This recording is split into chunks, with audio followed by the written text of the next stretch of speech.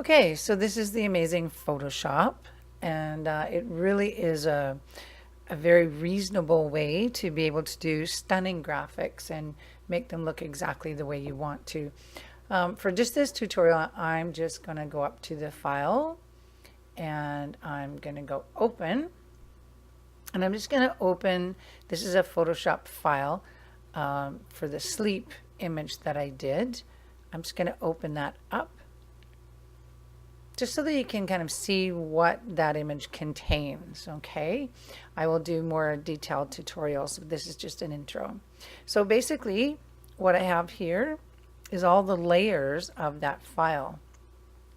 These are all of your tools, and every time you see like this little outside arrow, when you go like this, it'll tell you everything that is available to you. These are your tabs on the top. And of course, they all have drop-down menus where you can, find out what you're doing. This for example is the move tool. When you've chosen a tool, you also have the bar atop that lets you know what you can do with that tool. Okay, so what we did was we made an 8.5 by 11 landscape. I brought this picture in, and I actually wanted a little bit more room, so I will explain on another tutorial how I actually did that, but I added a little bit more so that we would have this there. So you can actually name these layers, which I do when there's something really complicated. I name the actual layers. Then these are all the text, so you can see it says a little T there. There's text over there. When you click text over here, it will tell you, for example, on this one, that you were using the playlist font, the script. This was the point size. It was strong, whether it's left, middle, or right justified, what color it was. These are other different ones, again, we can go into later. So basically, you see how it looks like a little text thing? That's exactly what you do. And then you type, and there it is. And then I've added these ones, and when you go to those, you will see that those are Calibri, and they're bold, and they're only 24 point. So it's really easy to just add things. You can add other images. If I had, for example, let's say we want to add a ping.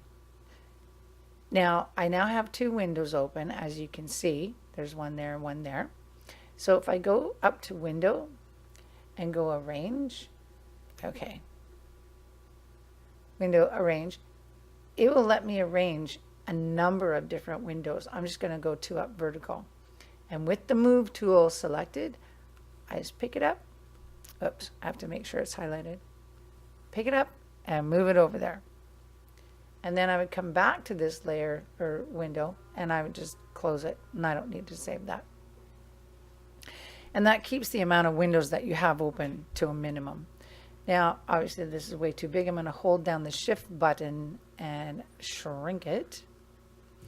And if I go like that, you see, you can turn it. So I mean, I realize that this is Zengest, but I could be using Serenity, Ylang Ylang, any one of them. And this is what we call a ping. Now, I'm just going to go over here and just hit the return button, but also click outside so that you can see it there. It's a ping, so all you see is it. You don't see a white background behind it, none of that. If I actually get rid of the background, which you can do by turning off the eyes, obviously the eyes on, you can see it. If it's not, you can't. Then what you see is the other layers, and this background, that means it's a transparent background. So I know one of the ladies had an issue or a question about that. When you go to save something, if you save that as what we call a ping file, meaning .png, these are all like different extensions you can save as.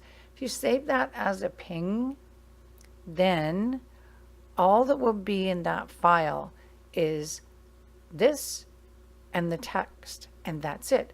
And you can take that and place that over something else, and there won't be like a white background and, you know, a square. So that's just a little tiny intro into what Photoshop can do. Again, it's a really reasonable monthly cost. I can totally teach anyone, and I'm happy to make tutorials on anything that you want to do. So have a very fabulous dough day and Merry Christmas, and we'll talk later. Okay, bye.